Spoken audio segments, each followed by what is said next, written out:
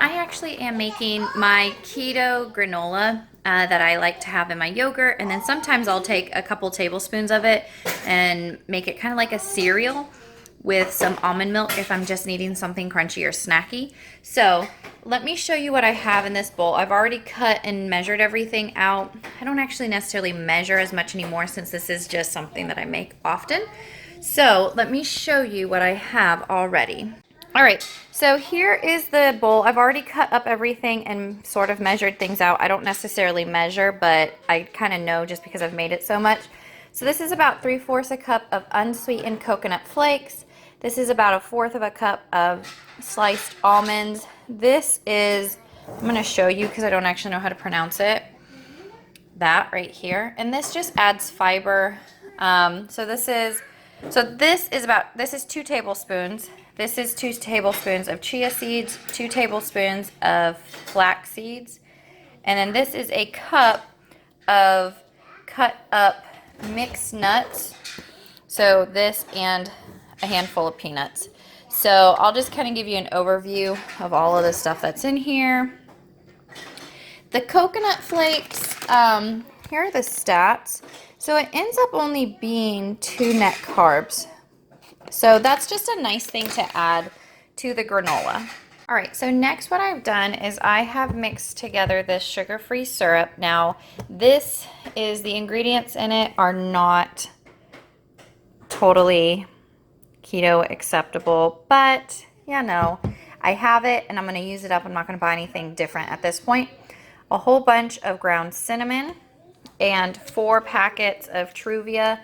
This is a 1/2 cup, and I don't know if I said that. This is a 1/2 cup of that sugar-free syrup, and I'm going to pour this into here, and I just sprinkled a whole bunch more cinnamon because I really like the cinnamon flavor. Here it is on this pan, and all I've done is I've made it into a thin layer. The oven is set to 350, so you're going to put this in for 10 minutes, then you're gonna flip everything over so that it doesn't get too burned on one side. And then you're going to do another 10 minutes to 15 minutes after that. All right, so it's been 10 minutes and I took the granola out. And now all I'm gonna do is just kind of flip it over so that it doesn't have any like hot spots on it, so certain spots aren't getting burned.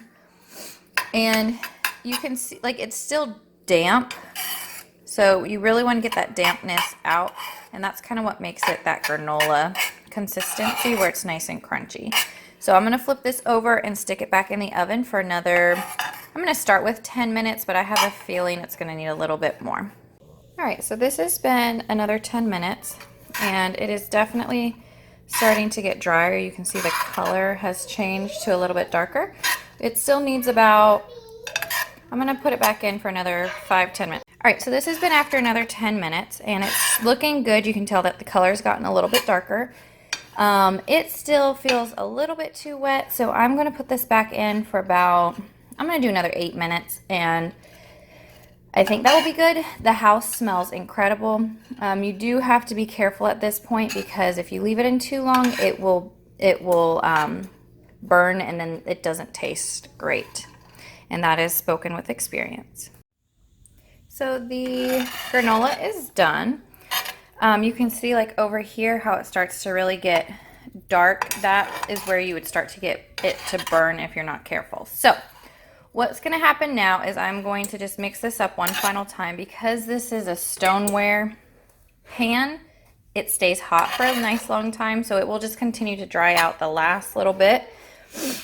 And I'm just going to flip it over, make sure nothing's sticking to the bottom. And then once this is completely cooled, and I'm talking about like a couple of hours cooled, then I will put it into my container here, which this is all that I had left. You can see I really needed to make some more. So once it's completely cool, I will put it into my container, but you really want to make sure that it is really, really cooled down, because if it's not, you will start condensation and then it will go bad. The granola has been resting for about 2.5 hours, 3 hours, and it's completely cooled, and I've refilled up my granola jar.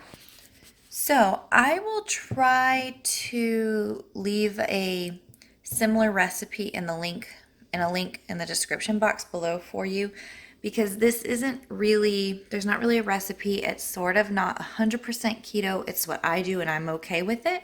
So I'll try to leave you guys one that's got more of like complete keto, that gives you the right syrup to use and that kind of stuff.